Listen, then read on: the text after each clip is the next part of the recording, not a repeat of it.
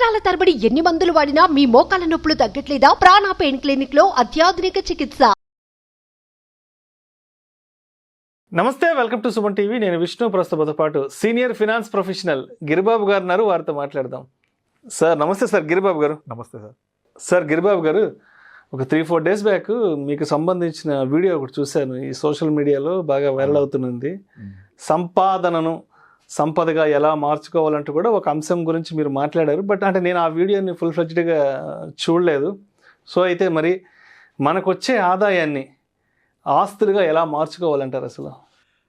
ఇక్కడ మనము అర్థం చేసుకోవాల్సింది ఏంటంటే, మీరు అన్నట్టుగా ఫస్ట్ ఆదాయం అంటే ఏంటి, ఆస్తి అంటే ఏంటి, సంపాదన అంటే ఏంటి, సంపద అంటే ఏంటి. ఇది ఇంగ్లీష్లో చెప్పాలంటే మనీ వర్సెస్ అసెట్స్. ఇప్పుడు మనం కనుక ఒక 20-30 ఇయర్స్ బ్యాక్ వెళ్ళామనుకోండి, అంటే మన పేరెంట్స్ దశ, మన అమ్మ నాన్న వాళ్ళకు వచ్చే కొద్దిపాటి ఆదాయాన్ని రియల్ ఎస్టేట్లో ముఖ్యంగా, లేదా ఇల్లు, స్థలము, పొలము లాంటివి, లేదా యాన్సెస్ట్రల్ ప్రాపర్టీస్ లాంటివి అలా ఇన్వెస్ట్ చేసుకొని కాలక్రమేణా ఆ ఆదాయాన్ని ఆస్తులుగా మార్చుకున్నారు. సంపదనని సంపాదకు మార్చుకున్నారు వాళ్ళు. ఎప్పుడు గత 20-30 ఇయర్స్ బ్యాక్ అంతా కూడా.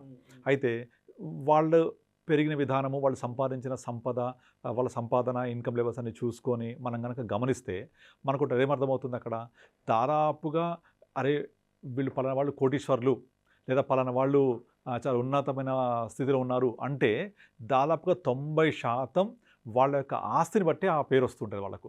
అంటే మనకు తెలుగులో సినిమాలో పాట కూడా ఉంటుంది, డబ్బు ఉంటే సుబ్బారావు గారు అని చెప్పేసి. సో ఈ డబ్బులు అనేది ఏ రూపంలో చూస్తాం మనము? మనీ రూపంలో చూడము, సంపద రూపంలో, ఆస్తుల రూపంలో. అరే వాళ్ళకేంద్ర ఆస్తిపరులు, వాళ్ళకేంటి కోటీశ్వర్లు. ఇది ఎంత ఎలా వస్తుంది? వాళ్ళకున్న ఆస్తులు బట్టి, రైట్? ఈ ఆస్తులు ఎలా సమకూరాయి? వాళ్ళకున్న ఆదాయం ఏంటి? దాన్ని బట్టే కదా. ఆ ఉన్న కొద్దిపాటి ఆదాయాన్ని వాళ్ళు సంపదగా ఎలా మార్చుకోగలిగారు? ఇదంతా కూడా గత 30 ఏళ్ల క్రితము, గత 40 ఏళ్ల క్రితము వాళ్ళు రియల్ ఎస్టేట్ ద్వారా, ముఖ్యంగా real estate in the sense స్థలము, భూముల మీద పెట్టుబడులు పెట్టి కాలక్రమేణా అవి పెరిగి ఒక సంపదగా సృష్టించబడ్డాయి. ఇప్పుడు కొన్ని కంపెనీస్ ఉంటాయి, కొన్ని కంపెనీస్ అంటే స్టాక్ మార్కెట్లో లిస్టెడ్ కంపెనీస్ కావచ్చు, కొన్ని పెద్ద కంపెనీస్ కావచ్చు. ఆ కంపెనీ యొక్క ఆదాయం కంటే వాళ్ళ యొక్క రియల్ ఎస్టేట్ వాల్యూస్ ఎక్కువ ఉంటాయి. ఇప్పుడు ఒక కంపెనీ రీసెంట్గా పేరు గుర్తు రావట్లేదు, ఆ కంపెనీని వాళ్ళు సేల్ కోసం స్టార్ట్ చేశారు. స్టార్ట్ చేస్తే చాలా కంపెనీస్ ఆ కంపెనీని కొనడానికి ఎగబడ్డాయి. కారణం ఏంటంటే ఆ కంపెనీ యొక్క ఆదాయం కంటే దాని యొక్క real estate assets are very big. భూముల విలువ ఎక్కువ ఉంది. అంటే ఇక్కడ అర్థమవుతుంది కదా, వాళ్ళు సంపాదించినంతా కూడా ఆస్తిగా మరల్చబట్టే, ఆస్తిగా రూపాంతరం చెందబట్టే దానికి విలువ వచ్చింది. అట్లాగే మన పేరెంట్స్ ఏం చేశారు, అది మనం ఇప్పుడు చేయాలి, మనం పేరెంట్స్ని కాపీ కొట్టాలంటే పాసిబుల్ కాదు. ఎందుకు పాసిబుల్ కాదు? ఇప్పుడున్న రియల్ ఎస్టేట్ వాల్యూస్ కానీ, ఇప్పుడు పట్టే టైం కానీ చాలా పెరిగిపోయింది. మన పెద్దవాళ్ళు, మన పేరెంట్స్ ఫ్యూ థౌజండ్స్ తోటి.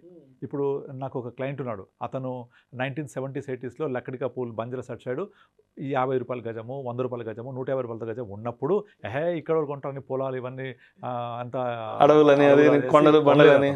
హీఈస్ ఎ రిటైర్డ్ IRS ఆఫీసర్. కొనలేదు అతను. బట్ ఇవాళ అసలు లెక్క కూడా వేలేమన్నదాన్ని. అసలు క్యాలిక్యులేటర్ సరిపోదు. అంత వాల్యూ పెరిగిపోయింది, అంత సంపద సృష్టించబడింది. మళ్ళీ ఇప్పుడు నేను అదే 40 ఏళ్ళు 30 ఏళ్ళు ఉంటే ఇప్పుడు కొన్న వాల్యూస్ అంతా పెరుగుతాయా? Big question mark. అలా పెరగాలి అంటే మనము ఎలా చేయగలగాలి? అలా పాసిబుల్ అవుతుంది. తప్ప మన సంపాదన ఉన్న అప్పట్లో ఎక్కువ ఉందా అంటే లేదు. సంపాదన, ఖర్చులు పోయిన తర్వాత నేను పొదుపు చేసే మొత్తం తగ్గిపోలే. సో దీనికి ఒక ఎగ్జాంపుల్ చెప్తాను. ఒక 15-20 ఇయర్స్ బ్యాక్ ఎవరైనా అరే అబ్బాయి నీ శాలరీ ఎంత అడిగారు అనుకోండి. సో నా శాలరీ 1,20,000 అన్నాడు. ఇది 2005-2006 టైం అనుకుందాం. నీ సంపాదన ఎంత? 1,20,000 అన్నాడు అనుకోండి. మీరు ఇమీడియట్ ఏమనుకుంటారా? 1,20,000 రూపాయలు నెలకా సంవత్సరానికా? వెంటనే చెప్పండి. ఆబ్వియస్గా సంవత్సరానికే ఉంటుంది, ఏడాదికి ఉంటుంది అప్పట్లో, ఆ రోజుల్లో. అసలు మీరు ఆశ్చర్యపోరు కదా, 1,20,000 అన్నాడు అంటే 15-20 సంవత్సరాల క్రితము. అది ఆబ్వియస్లీ యాన్యువల్ ప్యాకేజ్. ఇవాళ ఒక వ్యక్తి వచ్చి నా జీతం 1,20,000 అంటే మీరు ఏమనుకుంటారు? Monthly salary. అప్పుడు ఆశ్చర్యపోలేదు, సంవత్సరానికి అనుకున్నారు. ఇవాళ ఆశ్చర్యపోవట్లేదు, నెలకు అనుకుంటున్నారు. అంటే ఒక 16-17 ఇయర్స్ బ్యాక్ మనకి సంవత్సరానికి వచ్చే ఆదాయం ఇప్పుడు ఒక నెలకే వస్తుంది. ఇంకొంతమంది అయితే 15 నెలలు కూడా వస్తుంది. అది పక్కన పెట్టండి, ఎగ్జాక్ట్ ఫిగర్స్ మ్యాచ్ కోసం తీసుకుందాం. అప్పుడు 1,20,000 అంటే నెలకు 10,000 is a good salary actually. 10,000 because నేను 2006లో జాయిన్ అయినప్పుడు నా శాలరీ 10-11,000. సో అది కంపేర్ చేసి చెప్తున్నాను. నేను 6లో నేను కార్వీలో వర్క్ చేసే అప్పుడు 10,500 శాలరీ, అది 1,20,000. అంటే 10,000 అని చెప్పడం నామోషి కాబట్టి 1,20,000 అంటే ఫ్యాషన్గా ఉంటుంది. అది ఆబ్వియస్లీ సంవత్సరానికే. ఇవాళ వచ్చి నా జీతం 1,20,000 అంటే by default that is per monthly. అసలు ఎవరు ఆశ్చర్యపోరు దాంట్లో. అంటే గత 15-20 సంవత్సరాలలో ఒక మంత్లీ జీతము, ఒక సంవత్సర జీతము మంత్కి వచ్చేసింది. అంటే ఎంత పెరిగింది చూడండి. సో మరి ఇంత జీతం పెరిగింది కదా, అప్పుడు 1,20,000 సంవత్సరానికి వచ్చేది నాకు నెలకు వస్తుంది కదా అని సంతోషపడదామా? లేదు. ఇప్పుడు పెరిగిన ఖర్చులు, పెరిగిన ధరలు కనుక చూసుకుంటే మనకి ఏం మిగులుతుంది నెలకు వచ్చేప్పటికి? ఏం మిగలదు. కనుక మరి ఈ తక్కువ ఆదాయంతో నేను సంపద ఎట్లా సృష్టించాలి? నా తక్కువ ఆదాయాన్ని ఆస్తికి ఎట్లా మార్చాలి?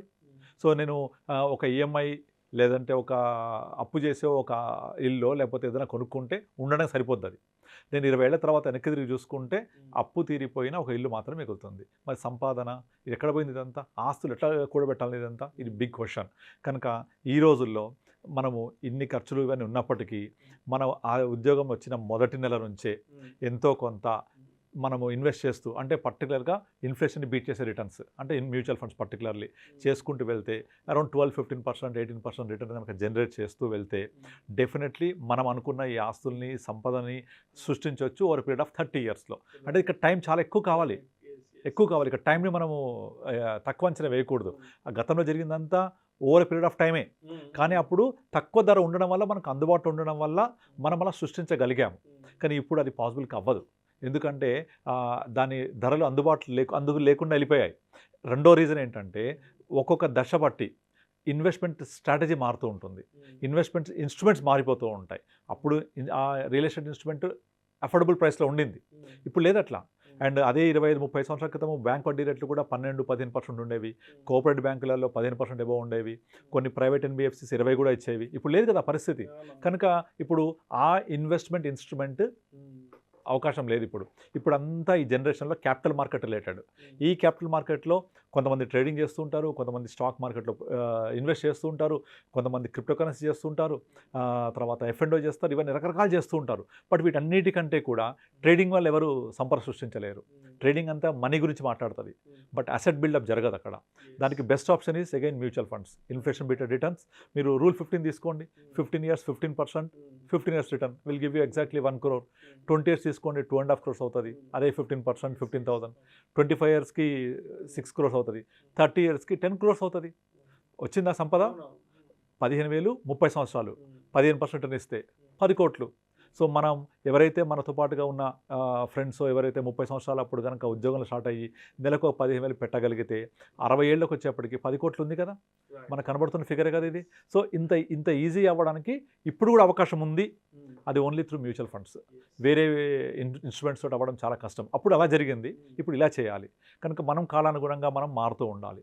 అలా మనం చేసుకుంటూ వెళ్తే మీరన్న సంపదగా మారుతుంది, ఆదాయం ఆస్తి కూడా మారుతుంది.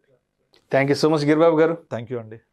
ఆదాయాన్ని ఆస్తులుగా ఎలా మార్చుకోవాలి అంటే మనకు వచ్చే సంపాదనను సంపదగా దాన్ని ఎలా సృష్టించగలగలం అనే అంశం గురించి చాలా చక్కగా మీ విశ్లేషణ తెలియజేశారు. Thank you so much Giribabu garu. Thank you అండి. సుమన్ టీవీలో మీ పర్సనల్ అండ్ బిజినెస్ ప్రమోషన్స్ కోసం కింది నెంబర్కి కాంటాక్ట్ చేయండి.